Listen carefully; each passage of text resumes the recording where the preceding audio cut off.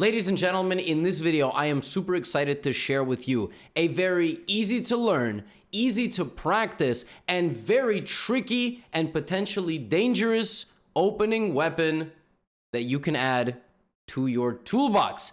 That opening is known as the Ponziani. I am going to split this video into 3 parts. First part, I will show you the moves on a big board, and all the moves are in the description if you want to play with them on any chess website. And then I have 2 practice games that I played against my subscribers. This opening is so common, and you will get it almost all the time if you are playing, especially if you are around 1200 and below. But it works far beyond that, trust me. So we're going to be playing the Ponziani opening. You have the white pieces. You are rated 3500 in a Grandmaster, or maybe not, because if you are, then why are you listening to me? And you're going to open up the game with e4. Now, your opponent's going to play e5, which is the most common move, and you are going to play knight to f3. Now, if you're watching this and you're like, my opponent doesn't play that, they didn't play this, they didn't play that, that's where you fill in the gaps on your own. I cannot give you a full repertoire with the white pieces. Almost no video can do that, but you have to add bits and pieces as you go along. So we're going to play knight f3. Opponent's going to play knight c6. This is the most common position that occurs after 2 moves in chess. And now you're going to play the move c3. Why? What is the idea of the move c3? The idea of the move c3 is to sacrifice the natural developing square for your knight and build for a big pawn center. In and of itself, that is the idea. Now, the best move for black in this position is immediately striking the center with the move pawn to d5. That move is like 50 to 60% less common than the next 3 or 4 moves. The most common move in this position is knight to f6. The second most common move in this position is bishop c5, which is a horrible move. And at all levels, it is the second most popular move because you just play d4. This move makes no sense because you get a massive center. You get 2 active pawns in the center, and very quickly you can start shoving your opponent's pieces backwards, finishing your development, and castling your king. The 2-pawn Ponziani center, maybe also spelled P-A-W-N, Ponziani, is so vicious. And the crazy thing is, so many people play bishop c5, and you're just gonna get this monster center. It doesn't really matter what black does. Black doesn't have to give you the check. Black can go here. Folks, look at this position. You're already winning after like 7 moves. You attack the knight, you take, you damage your opponent's structure, you got 2 massive pawns in the center, d5 is on the way, bishop c4 and queen b3 are on the way. So many people are going to play bishop c5 and boom, d4, you're already like much better, if not winning. Crazy. And the same can be said of a move like d6. d6, same exact thing. And there's even a nice little trap here, which is if your opponent does this, you play h3.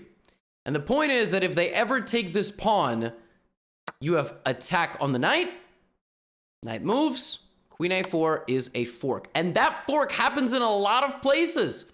For example, remember a few moves ago, bishop before knight c3, knight f6, look, d6, oh, check, boom, hit the king, hit the bishop. This is very common in the Ponziani. It will happen to you in many of your games. The second best move is the move knight to f6. You will play d4 anyway, and now black has a choice between which pawn to capture. Taking this pawn is a little bit dangerous because now you are going to play d5, and then you're going to take this pawn back. So the knight moves, knight takes e5. I'm allergic to how bad black's position is. Knight takes e5, and in this position, there is another vicious trap. So your idea here, if you're playing with white, develop, queen f3, hit the knight, hit mate. There's a nasty trap in this position after the move, d6. Now, you might think, oh, Gotham, queen a4, you just showed this to me. No, it's even worse than that. In this position, you play bishop b5 check, and there is no way for your opponent to get anything in the way. Here, a variation might go c6, pawn takes pawn, and if they do this, you have check, and you're just clearing out the position and making a new queen. If they do this, which I have seen, or pawn takes, you have knight takes, pawn takes, and you're going to be picking up which of these 2 pieces is better to capture. You can take the rook, but taking a knight for nothing is even better, and you are completely winning. And last but not least, You have one of the most disgusting tactics I have ever seen, and probably you have ever seen either. So if you've made it about 4 or 5 minutes in this video, watch this. Queen b6 is a threat on your bishop and a threat of mate. And in this position, you will play pawn takes discover check. If your opponent takes, you take the rook and make a queen. But if they don't, be very careful. Here you play knight takes f7 check. The black king cannot move. And now you play pawn takes and you make a knight. Aren't you glad you clicked on this video? If you take a rook, promote to a knight, and fork a king and a queen, you officially don't need to win another chess game for the rest of your life. For 3 lifetimes. That's it. You solve chess. I mean, you win. Your opponent moves, you take this, you go on to win the game. Some of you would still find a way to lose this game with white, but, you know, while that is impressive, that is something that we're going to try to avoid. Folks, this is such a vicious trap in such a vicious opening. Bishop b5 is game over. Completely game over. So many people have fallen for this trap at so many levels. The first ever Ponziani game that I played was a blitz game against a 2800 rated international master. I'm not going to expose that person because FIDE might rescind their title of international master after that game.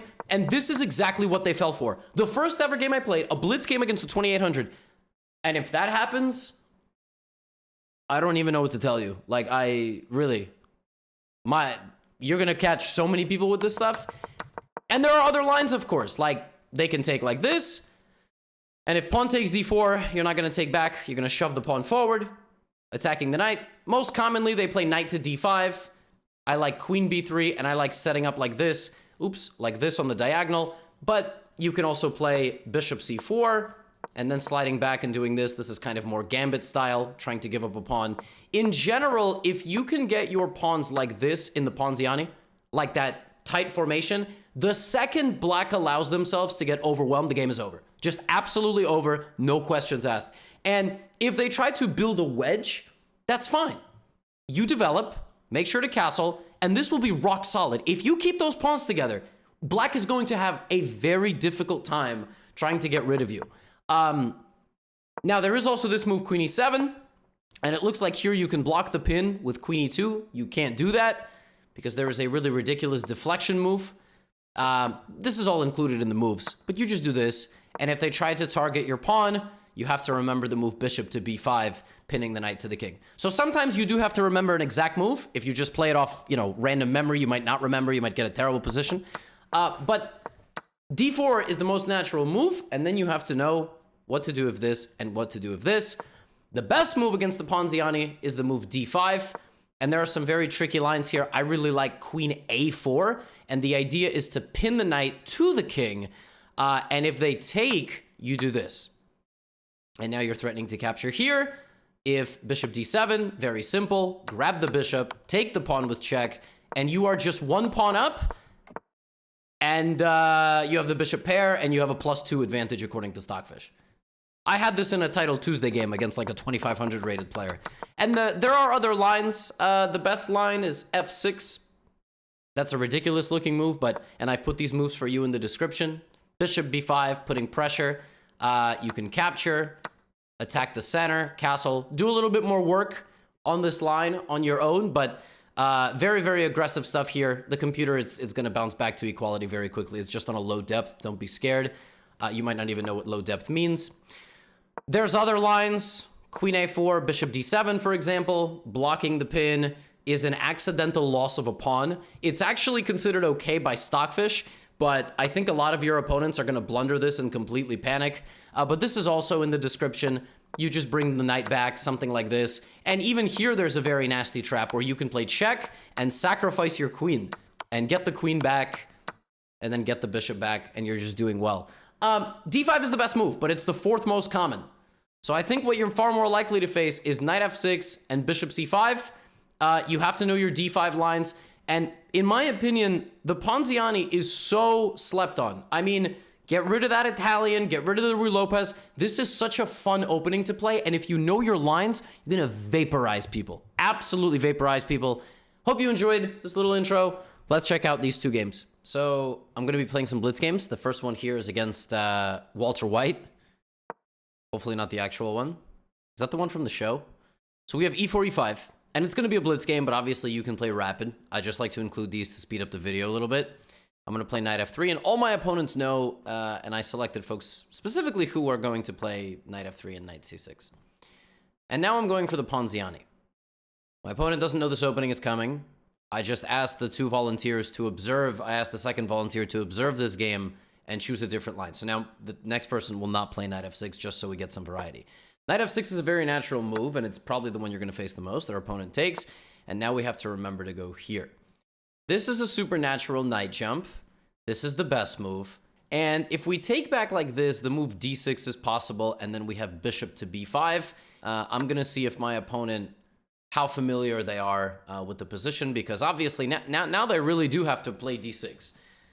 They have to start cracking at my center. If they don't, yeah, right, so if they play like that, I can play this queen b3 thing that I showed in the intro. This specific move order is a little bit odd, I have to say. Bishop c4 is probably also fine. I don't know. I mean, I'm trying to play something that I think will be useful for any level of chess. I will play bishop c4. That check is important to look at with the bishop and the king under attack, but then of course, yeah, so now we just come here. This is not like a fortunate move, it's just a byproduct of having a decent position. This is actually good resistance. Now the move knight b6 is definitely playable. I mean, yeah, and now I actually have some difficulties, not like a huge difficulty, but if I move my bishop, then my opponent can take my pawn. So this is one of the risks you run of kind of putting your pieces out like this. I think what I will do now is I will just simply attack my opponent's queen. I mean, generally, if a queen is that far in your territory, it can be a target for your pieces. But already we have a very, very interesting game, and this is kind of, it's not something you can really prepare yourself for. It's very easy to make mistakes, so that's why it's good to build up your experience in the Ponziani. You're not always going to blow everybody off the board, but this is, this is a good start. All right, queen a5. So that's still pinned.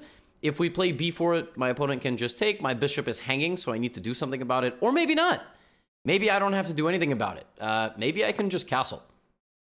And so what I like about the Ponziani is in many cases, you'll get that strong pawn chain in the center. And people are very bad, up until like 1600, they're very bad at understanding pawn dynamics and like when they should push, how they should attack pawns. And they're very kind of capture happy. So my opponent might just play this move because they can. But then I'm going to take attacking the queen. And then I'm going to try to shove my second pawn forward. And if I can get 2 pawns like that on the 5th rank, it's game over, as I showed you in the intro. Okay, my opponent doesn't take. Good for them. That's actually pretty smart. I'm still maybe looking at the possibility of this move. I'm anticipating that castles will happen at some point in the future. Maybe I drop my bishop back to d3 so it can no longer be captured.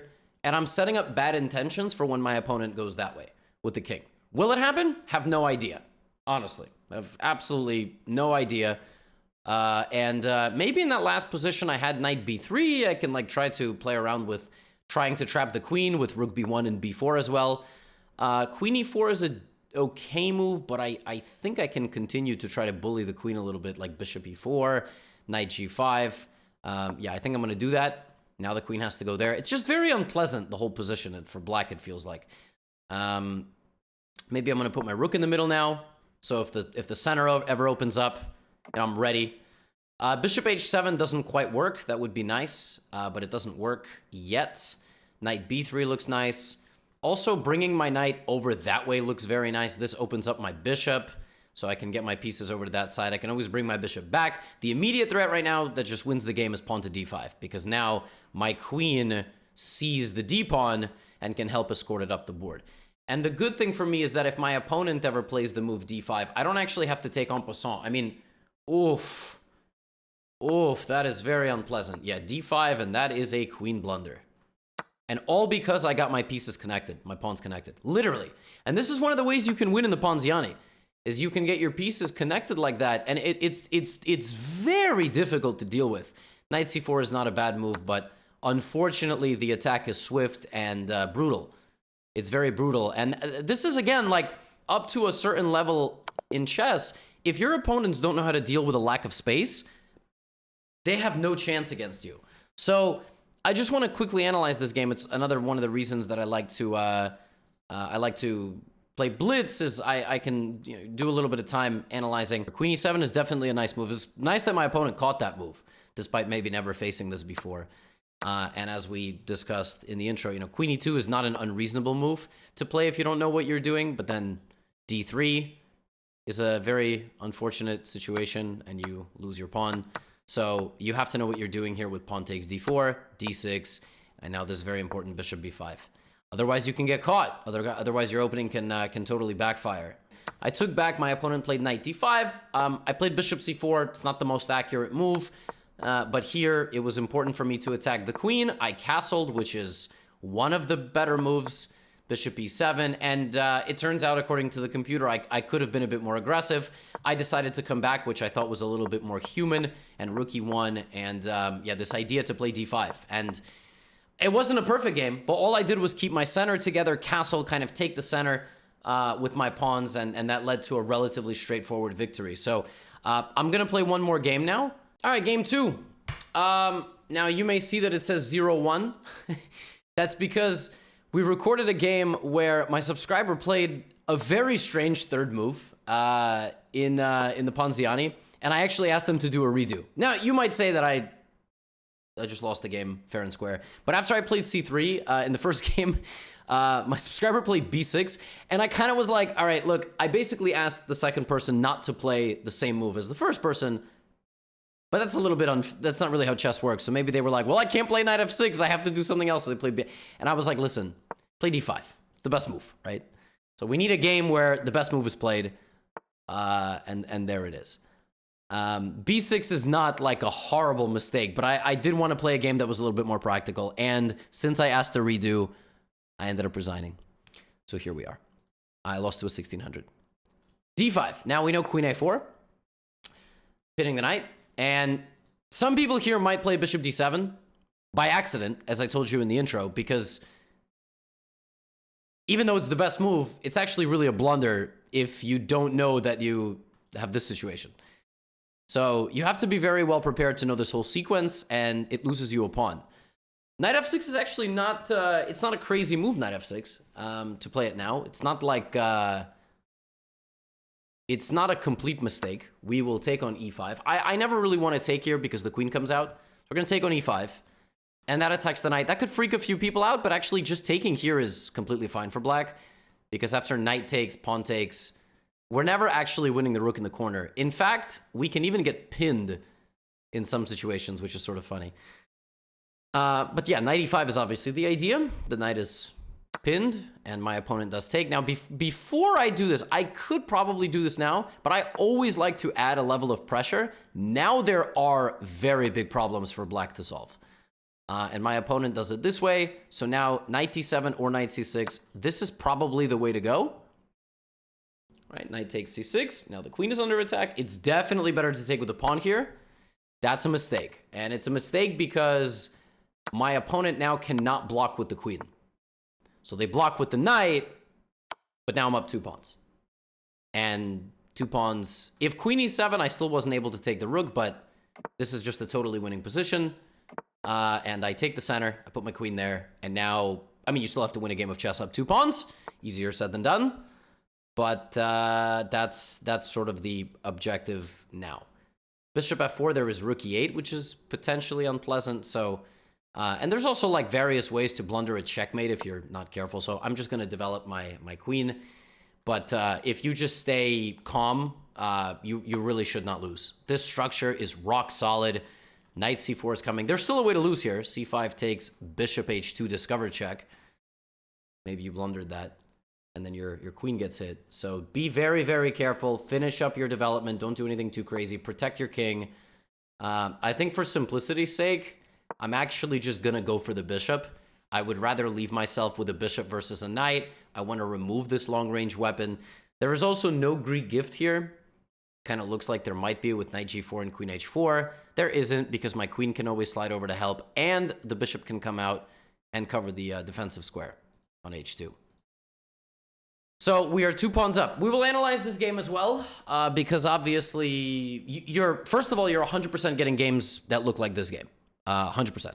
They will happen. But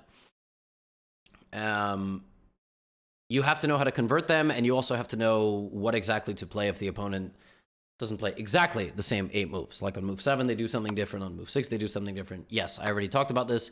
A Greek gift only works if mate is unstoppable at the end. We actually can just go back, and we can stop mate here by playing the move queen h3. And that's it. Actually, what's even worse now is black has to trade the queens, because if black doesn't trade the queens, we will take the knight. Black goes here, we will take the queen. So queen h3, queen f2. Looks like it could be mate, but just rook back. So yeah, I mean, when folks are down material, sometimes they like to get aggressive, and it happens. I always tell every subscriber that playing me might be stressful, but don't worry. Like, if you lose to me, it's not the worst thing in the world, and it's actually, in the long run, it's good for humanity. You are helping people in the long run. So queen takes, pawn takes, the knight comes back, and now you just have to convert this position. I mean, I might go here. It would be great if my opponent allowed that. If they don't, then I will just move my bishop, but I also want to connect my rooks. On the previous move, I couldn't do this. So now bishop g5, we're going to play rook e1, and we're just like looking to trade everything, basically. Knight e3, less pieces my opponent has on the board, the better. You have to keep an eye on the open files. Okay. I can trade, and I can come back, and now I will try to trade the next rook, because there's no threat here, so that's actually just a guaranteed rook trade. And the less pieces my opponent has, the better. You know what I mean? You can bring your king here. You can continue to try to go for trades. I'm going to offer a knight trade. This is definitely the best move. Will my opponent find the fork? Nice. Good for them. Nice little comeback here. All right. Yeah, so now I want to play like principal chess, okay? I want to stop just kind of, only going for exchanges. My king comes to the center. It's an endgame, so pawn play is very important. You want to not allow any outside pass pawns. You still can go for trades, and then you want to build behind a pawn. So we're pushing that pawn forward like this. We're going to try to clear the pieces out, and now d6. Now the pawn's very, very close to becoming a queen. So what you can do here is you can remove the knight somehow. You can get the knight down there and get a trade. You don't want to lose your pawn, obviously, so your pawn is defended. How can we do that? You can also continue to take space and just remove opportunities from your opponent. Like knight e5 now. It's okay to lose a pawn because the pawn is going to promote. So now that the knight has been removed, I will play d7 on the next move. I also will just take the knight. I don't care if the king is in front of it. Fine, that's fine. But now, since the king cannot take anything, I will walk in. And anytime you run your king deep and you want to take, you want to make sure that the pawn can't promote. Otherwise, you're going to allow something like f4. And you got to make sure that you can stop the pawn. Otherwise, you're actually going to accidentally lose the game. So king takes. And just be careful. Be careful. See? It's never too late to blunder. All of a sudden, you're pushing and you lose your bishop. And you have to make sure you can stop the pawn. You can push your h-pawn here. Or you can just go escort your d and e pawns. And my opponent resigns. That was a nice instructive game. That was a very nice instructive game. I do appreciate the game. Knight f6 happening on the 4th move is also a thing. Pawn takes e4. Bishop b5 I like very much. Bishop c4 is actually also a decent move here, which attacks the f7 pawn. And it's the best move because after bishop e6, you have to now not take the bishop, but rather now you take the knight.